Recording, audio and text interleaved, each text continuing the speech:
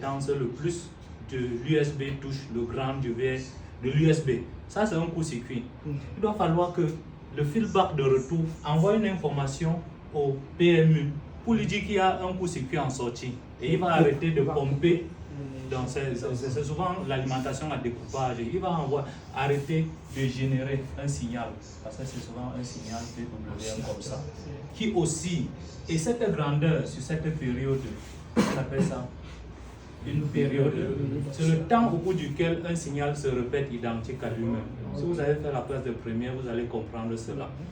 Donc, quand il détecte par exemple qu'il y a un défaut à la sortie, ce signal va réduire. Donc, au lieu d'être signal normal comme ça va être plutôt comme ça. Donc, il envoie juste une petite impulsion parce qu'il a détecté un défaut. Là, les tensions qu'il venait d'énumérer ici ne vont plus être produites. Les VRAM, tous les signaux qu'il a signalés tout à l'heure pour alimenter les disques durs, ça ne va pas produire. Et ça va abréger certains dommages. Donc ça, c'est un système très capital, surtout pour la sécurité des appareils électroniques. Donc c'est le peu que je devais ajouter. J'ai beaucoup apprécié ça. Merci beaucoup. D'accord. Tu veux ajouter quelque chose? Jusqu'ici, par rapport. Non, les gars, jusqu'ici, on va d'abord se limiter là.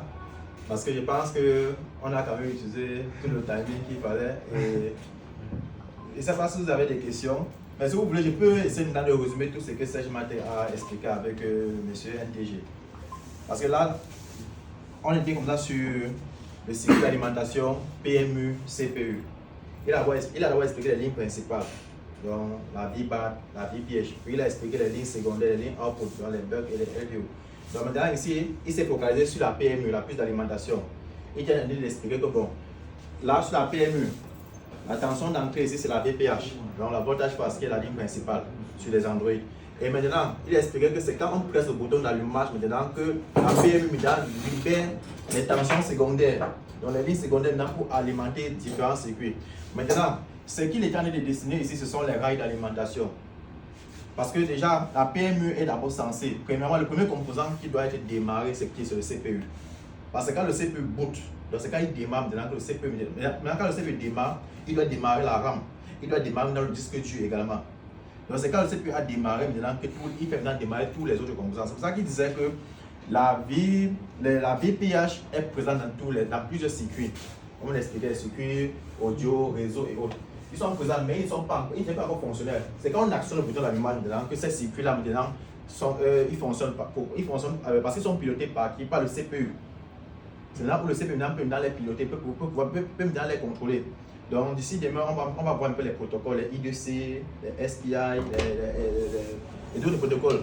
Parce qu'il y a plusieurs protocoles qu'on va voir, les PCIe, on va voir tout ça.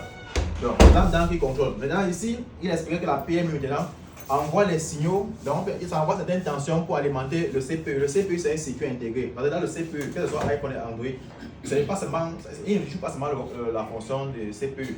En lui-même, on a intégré le GPU. Donc la carte graphique est intégrée dans le CPU. Et dans le CPU également, sur les nouveaux modèles Android aujourd'hui, la RAM aussi est intégrée. Et aussi maintenant, vous allez aussi trouver la baseband aussi est intégrée. Donc, ce n'est pas parce que vous allez voir sur les cartes Android, il y a une section réseau où là-bas vous voyez les WDR. Les WDR